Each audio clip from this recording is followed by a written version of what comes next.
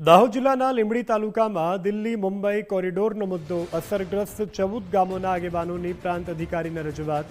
ધોધમાર વરસાદથી ખેતરોને ઘરોમાં પાણી ભરાવાની સમસ્યા। 4 વર્ષથી પાણી ભરાવાની સમસ્યા યથાવત હોવાનો આક્ષેપ। અનેક રજૂઆતો છતાં કાયમી ઉકેલ નહીં મળ્યાનો આરોપ।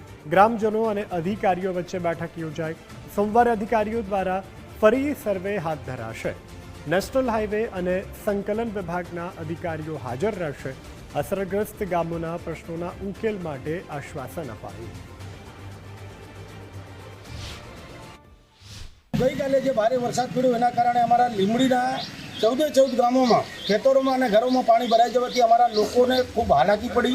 અમારા બાળકોને આજે પાણીના નિકાલની વ્યવસ્થા ન હોવાના કારણે એ લોકોને સ્કૂલે જવામાં હાલાકી પડી રહી છે। કામ ધંધે જવાવાળા માણસોને તકલીફ પડી રહી છે। એના માટે ગઈકાલે અમે તમામ અધિકારીઓનું ધ્યાન દોર્યું, નેશનલ હાઈવેનું ધ્યાન દોર્યું, કોન્ટ્રાક્ટરોનું ધ્યાન દોર્યું। તેમ છતાં કોઈ આવીને ઊભું ન રહેતા આજે અમે છેલ્લી વાર પ્રાંત અધિકારીશ્રીને મળવા માટે આવ્યા હતા અને સાહેબશ્રીને અમે રજૂઆત કરી છે કે સાહેબ તમે આ કામ તમારી જે મૂળભૂત સુવિધા છે કરાવો છો તો કેમ?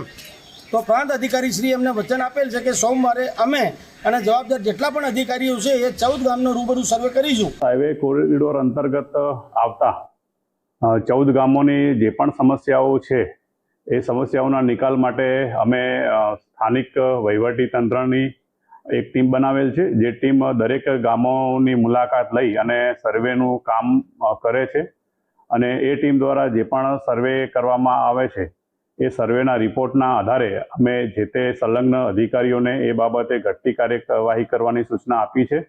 આ ઉપરાંત અમે સોમવારથી ફરીથી પણ એક ટીમ બનાવી અને જે આ 14 ગામોની અંદર જ્યાં પણ કોઈ જગ્યાએ પાણી ભરાવાની કે એ સમસ્યા છે એના નિકાલ માટે શું વૈકલ્પિક વ્યવસ્થા કરી શકાય એ માટેના અમે પગલાં ભરવાના છીએ।